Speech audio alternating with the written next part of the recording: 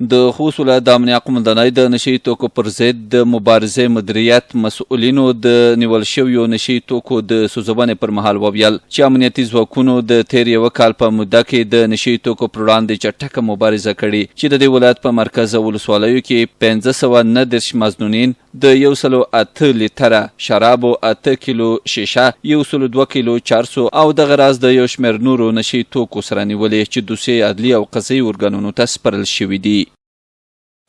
د تیر یو کال په جریان کې 455 قضایي بررسي شوي دي چې په یادې جریان کې 1519 مظنونین نیول شوي دي. د دې مظنونینو سره 108 لیټره شراب دي، 8 کیلو شیشه ده، 102 کیلو چرس دي، 108 ګرامه هیروین دي، 213 ګرامه تریاک دي، 400 ګرامه تابلیتکا ده، 15 کیلو بانګدانه ده، 200 کیلو ګرامه امونیم کلوراید دي، 4400 لیتره یوستین دي چې په شلو بیلرو کې موجود دي او 9,930 خرڅه نشواره ګولۍ دي.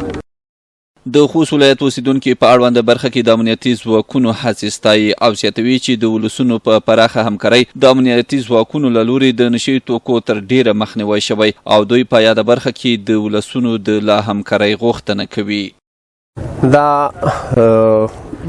ډیر ګوندون ډیر کوشش کوي چې دغه مواد مخدر افغانستان ته وروړوي. د امارات یو بدنوم کې دا بوټه مخکې نه وو، دا نه چې وونه ډیر وو، خو د ډیره سخته مبارزه راونه کړې دو. لکه څومره مبارزه چې دی راونه کړې دو، په کور د چې داسې مبارزه موږ د ولس د ځوانون په خپله ټینګ عزم وکړو چې دغه نشي نه په خپل هم ځانونه مانې کړو، بل هم ترې نه مانې کړو. کومه قرباني کومه هڅه چې دی راونه کړې دو، دا شاید یعنې په ځان فکر کړله یوه لویه خبره ده. پوه شوه دا مبارزه دا د حکومتونو کور نه ده، دا د ولسونو کور ده.